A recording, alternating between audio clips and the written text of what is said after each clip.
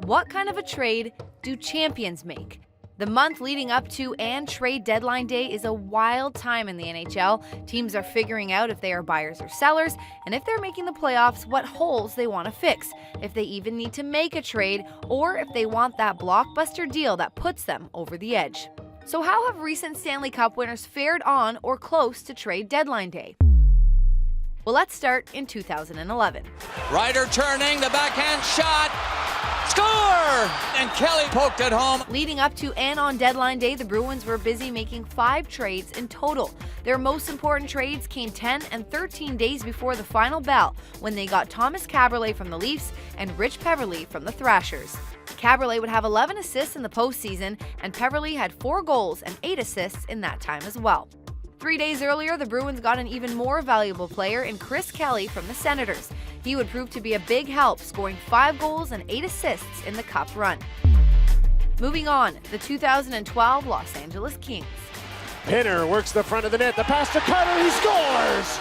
That might just be the dagger in the heart. This is an easy one. The Kings made one trade 4 days before the deadline, and it was a blockbuster. They got Jeff Carter from the Columbus Blue Jackets for Jack Johnson and a first-rounder. The Kings needed help scoring, and Carter didn't want to be in Ohio anymore, and he helped lift the Kings to their first ever Stanley Cup in franchise history. And now another quick one, the 2013 Blackhawks. Trying to join him is Handzus. Handzus scores! A short-handed goal for the Chicago Blackhawks. Michael Handzus gets it.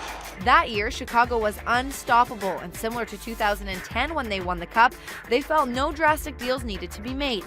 2 days before the deadline, they opted for a bit more depth and traded for Michael Handzus. He had 3 goals and 8 assists, helping the Blackhawks capture their second Cup in 4 years. Finally, 2014. Kopitar, hold out in front, off the goal post and in! Marian Gaborik, and the Kings win in overtime! The Kings once again made a blockbuster deal, this time on trade deadline day, acquiring Marian Gaborik for a couple of picks and Matt Fratton. They also made some minor deals, but no one who has had as big of an impact as Gabo. He had 14 goals and 8 assists in the Kings' playoff run and was a huge part in their second championship in 3 years. Who will make that key deal this year? Has it already happened? Or who will pass and decide their current squad is good enough? Or who will get many new additions to fix some issues?